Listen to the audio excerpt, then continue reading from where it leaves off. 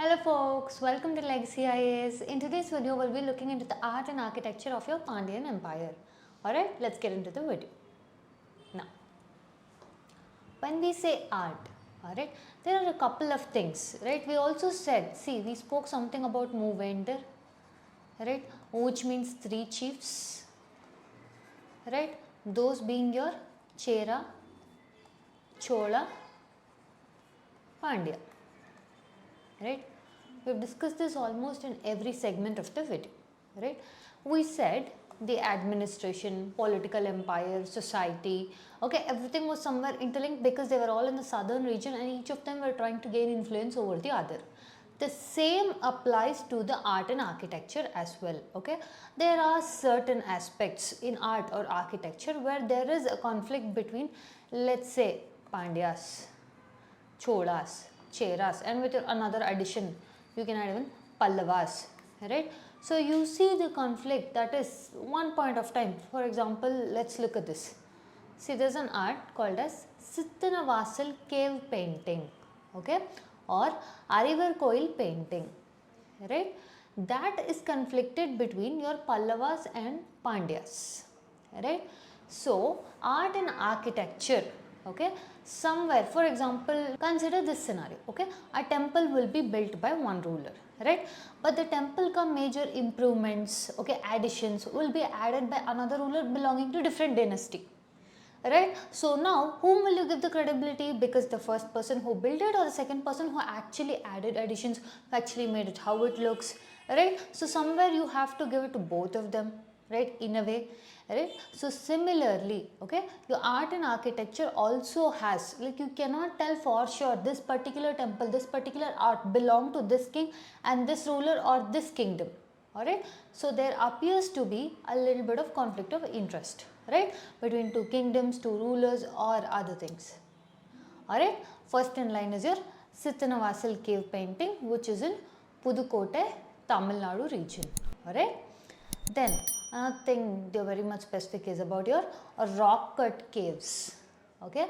So now you all know about the rock cut caves, right, natural formation, where the painting here is they are on the walls, sides, ceilings, okay. That is one specific unique interesting feature about your Pandian art and architecture, okay, where the paintings are about your, okay, that includes about your Jaina architecture. Your rock cut caves, okay, have paintings in them that has relation towards your Jaina religion, okay, indicating what? The majority religion, okay, either could be, okay, that is the Pandian rulers could have followed Jainism also, or they were liberal or tolerant towards other religion. Understanding? See, there are multiple other inscriptions or sources, okay, where we find that multiple Pandya kings would have given land grants, okay, or would have given so much cash grants, or for example with respect to your Jaina architecture or Jaina temples, they helped in the construction, okay. This could mean either the ruler was following Jaina religion or was, okay, tolerant towards other religion, okay. Either of the way we could see a sense of religious tolerance in a society. See, also we said all these three, Chera, Chola, Pandya, right, southern region, all of them had important port areas.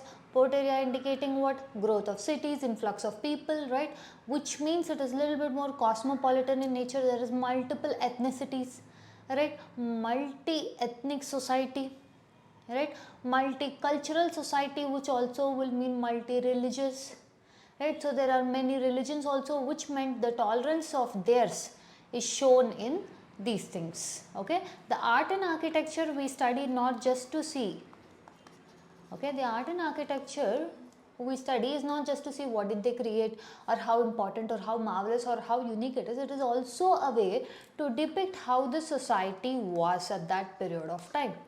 See, like with the art we found out that they could have followed Jainism, or initially there would have been a phase they followed Jainism and then they shifted to Shaivism, right, or they were religiously tolerant towards all other religions, to all other religion following people, right, because it is a port town, right? Again, which means cities, which means flourishing, which means development, which means again growth of your Pandyan empire. For such things to happen, right, this art and architecture will prove an insight as to how the society was, and in turn how the Pandyan administration was. Any of these topics are interlinked to each other.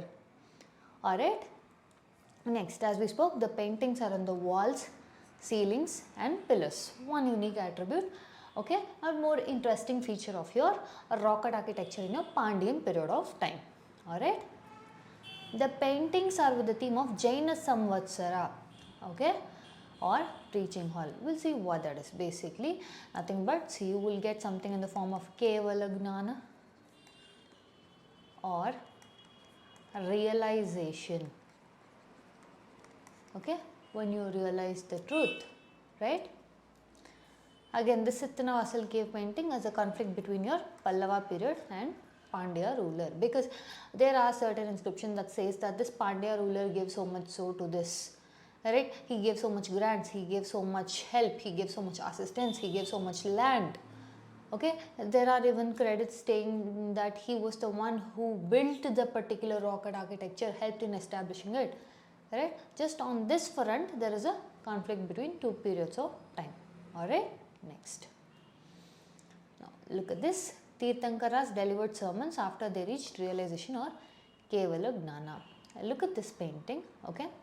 According to this painting, okay, it is Tirthankaras or monks, okay, surrounded in a pond which has lotuses. Alright. This is the painting. Okay. Moving ahead. Next we will look about is your Manikya Vaikar. Right.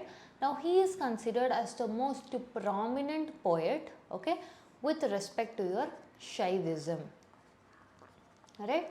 When you say about Pandyas or Pandyan period or Sangam period of Pandyas, okay, we say something about Shaivism. Remember earlier case we discussed, right, with Sittanavasal cave painting, we saw something about Jainism. Right, here we are seeing about Shaivism or Manikya Vaikar, or the most important prominent poet, okay, who was in Sangam period and also in the empire of Pandyan region. Right, so indicating Shaivism plus Jainism could have been, they could have followed this earlier, they could have gone to this, or again, like as we said, religious tolerance, majority language, religion, majority religion could have been this. Alright, either of the scenario is possible, but this just gives us an insight into the society, into how the rulers were following. Was religion, okay, just a personal, okay, a personal attribute, or was it also having a large scale effect on the society?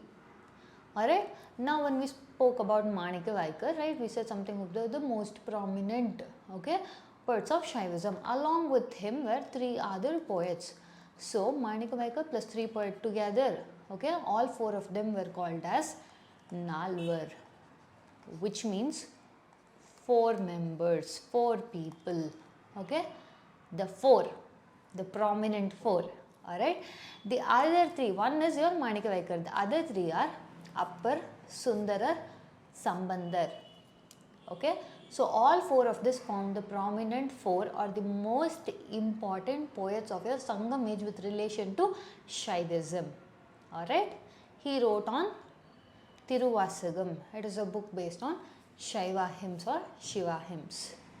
Okay, moving ahead. Now, look at this. Malay Jain beds. Right, it is in your Thoothukudi district or Tamil Nadu region. Right, dedicated to Jaina religious figure. It is rock cut architecture. It's a more specimen of Pandian art. Now look at this. Previous case we spoke about your Nalvar. Before that we spoke about your Sittanavasal cave painting.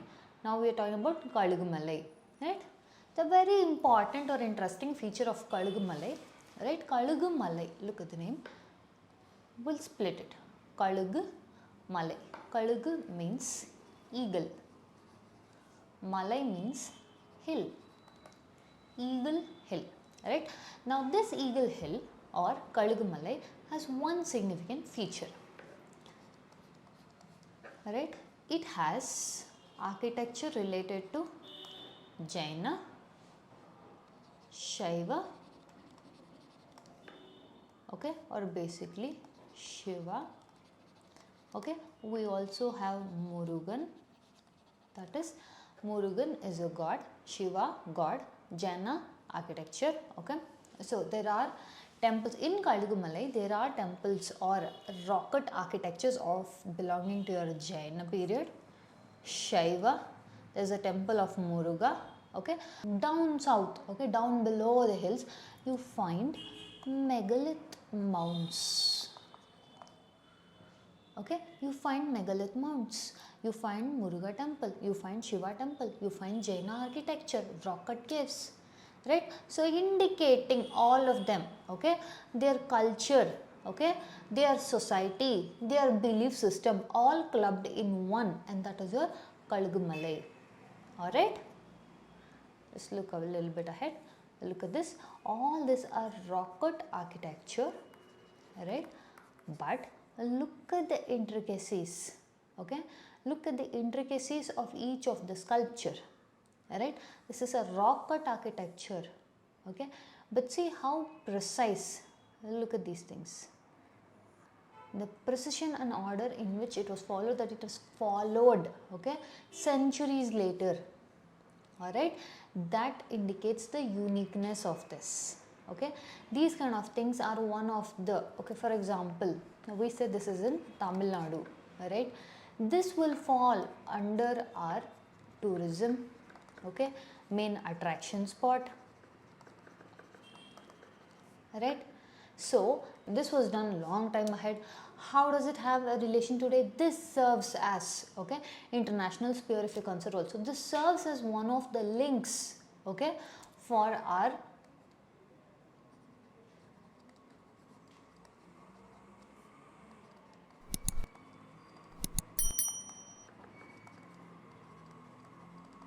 this serves as a link for our religious, spiritual, social outlook and as a connect.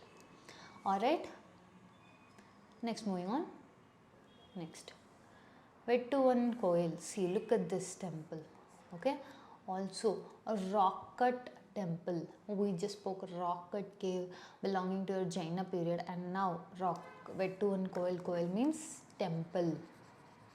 Okay, a rock cut temple, okay, rock cut architecture. See, this is the entrance of the temple, right, wherein you go deep inside. See, this is to an extent you can consider as the main shrine, or under which houses the main deity. Okay, this is also present in your Malay. All right, next, look at this Salamurthy temple. Nothing but your Kalugu is eagle. Okay, it is considered as a divine here. Okay, a temple relating to that particular god. Even that is present in Malay. All right, again, now can you see the differences? One hill but houses different architecture, right, different arts and different religion, different deities. Okay, all of these, okay, all of these collectively form, okay, your Malay is one good example as to how your Pandya art architecture relating to your society, administration and in turn the political. Alright, this gives a clear deep insight on those. Next, we'll speak a little bit more about Malay. 8th century unfinished Shiva temple, Vettuvan Koil, okay, Kalugu Salamurthy temple, Murugan temple at the foothills, okay, Malay Jain beds. Alright, do you see the differences here, right? Are you able to make out how religion or how art architecture reflects on all other parts of your administration or your empire at large? The Malay Jain beds is looked after by a Department of Archaeology belonging to Government of Tamil Nadu, and it is a protected monument. Alright, also your Malay forms your rural tourism site, like we explained how important it is for present day. Alright, and it was also decided to include it under Incredible India campaign by Tourism Ministry, okay, under Government of India. Alright, this is how your art architecture of earlier periods are still important today. Alright, that is how it will be still important tomorrow. Alright, these kind of things are the actual connect between your past, present and future. Alright, you take this in a political sense, societal sense, economic sense, psychological sense, or this is how our ethnicity, our culture, everything gets formed and shaped, be it in the past, present, future. Understanding? When we say India is very diverse, right, it is not just that okay, multiple different language speaking people, so we call them diverse. We have differences, but those differences are what create the uniqueness and unity, right? That is what forms your India. Alright, so when you look at this art and architecture, don't look at it as a soulless, lifeless objects. Look at the soul behind it. Look at the life behind it. Appreciate what you have and what you have been given in such a rich land. Alright, moving on. Now, how was the temple architecture during your Pandian period? Okay, the early temple architecture, okay, like we've seen, right? Early rock cut temple. Look at this. Your temple architecture is again a rock cut temple architecture. Alright, this was clubbed under South Indian architecture or Dravidian style of your temple architecture. Alright, a square sanctum or the Garbhagriha which houses the main deity or chief deity. Alright, the foundation block also called as Adhisthana. Right, there are miniature shrines. We have discussed this earlier also. Right, the temples. Okay, this will be the square sanctum which houses the main deity or other shrines, okay, other smaller shrines or your miniature shrines. Okay, these are your miniature shrines which houses deities, okay, which do houses multiple deities, but the chief or central deity being this. Understanding? Next, Shikara, again the tower. Alright, Gopura is the entrance building. Right, the major Pandian contribution to Dravidian architecture comes after your Pallavas and Chola period. That is somewhere your architecture, temple architecture that we are discussing of Pandyas is of medieval architecture. See, with respect to your Pandyas, right, Sangam speaks about the Movender, which means Chera, Chola, Pandya.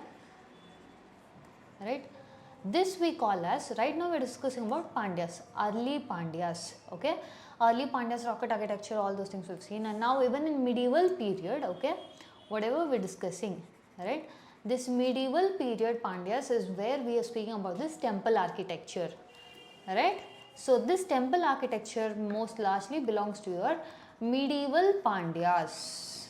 So the prominent temple architecture with respect to medieval Pandyas, it has to be your Meenakshi Sundareshwar temple. Okay, Arulmugi Meenakshi Sundareshwar temple in Madurai, which is in Tamil Nadu.